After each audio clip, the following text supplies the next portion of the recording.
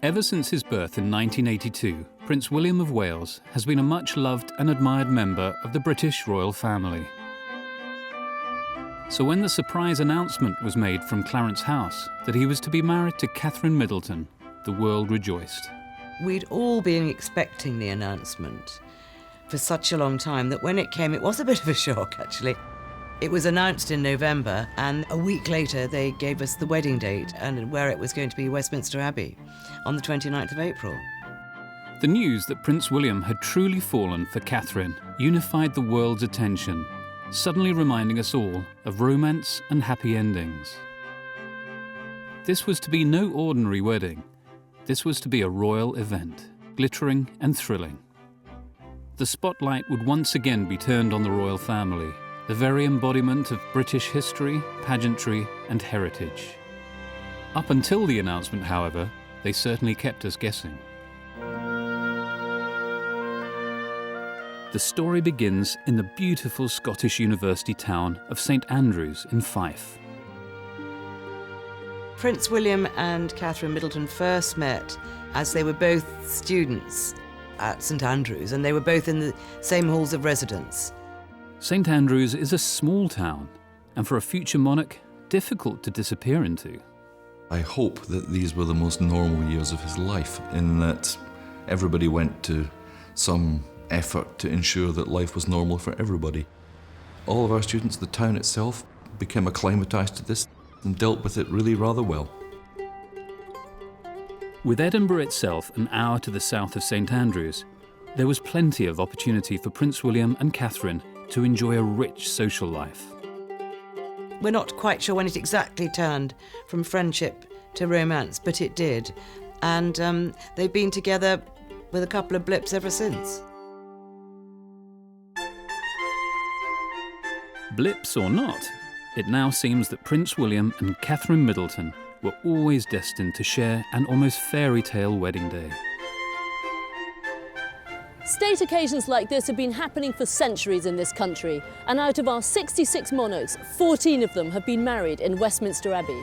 And this is where it's all going to begin for Miss Catherine Middleton as she leaves the gates of Buckingham Palace and goes up one of the most famous processional routes in the world, on the way to Westminster Abbey.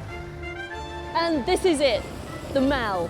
And you may notice that it's got red tarmac, and that's entirely deliberate because they built it to look like a red carpet. One of the first things she'll see on her journey is St James's Palace, not only office to Prince William, but the only Tudor palace in central London. And on her right, she's going to get just a glimpse of her destination, Westminster Abbey. So, she'll come down the Mall, she'll turn right down towards Horse Guards, and as she goes, she'll get a fantastic view of Admiralty Arch, the great gateway to the Mall. She'll go under the arch beneath Horse Guards, and then she turns right down Whitehall, past the Women of World War II Memorial and the Cenotaph. She'll go past Big Ben, the Houses of Parliament, and finally Westminster Abbey. And there, at the west door, she'll make her entrance, ending one journey and beginning another. The wedding day will start for me about 10 o'clock when I'll be standing at the Great West Door, welcoming some of the distinguished visitors who are coming, and then eventually the Queen with the royal family. That'll be a wonderful moment in itself. But then 11 o'clock I'll be standing there at the back of the Abbey, and Catherine Middleton will arrive with her father and with the bridesmaids and page boys, and I'll welcome her to the Abbey, and then I'll lead them up through the nave, through the choir, up towards the high altar, and up the sacrarium steps to where their kneelers are and where the marriage itself will take place.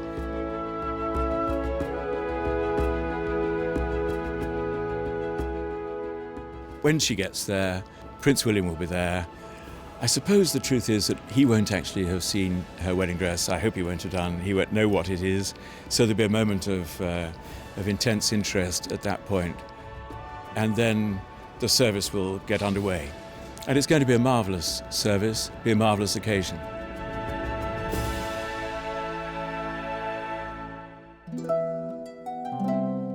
After the ceremony, celebrations and honeymoon, the newlyweds will settle down to life on the island of Anglesey, where Prince William is stationed at RAF Valley. They've obviously developed an affinity for Wales and love that, the wildness, and Kate goes out with her camera and they shop in the local supermarket. William mixes with local people. He's not standoffish, he's like his mum, he talks to everybody, and he enjoys going to the local pub, the Bull, where he even joins in the quiz night, sir. And of course, they're pretty incognito on William's motorbike with the helmets down, so they don't get bothered. So, what of the future for Prince William and his new bride? William and Catherine are a sort of great hope for the future of the monarchy. They're young, they're golden, they're going to start a family. They are like the new age monarchy, if you like. They're on Twitter, they're on Facebook, but yet they have a great love of this country. They will be monarchs of the people, and of course globally they are so adored. I think that they will be wonderful together. I think they give a feeling of a very strong unit. They're both very, very proud to be in the situation they are.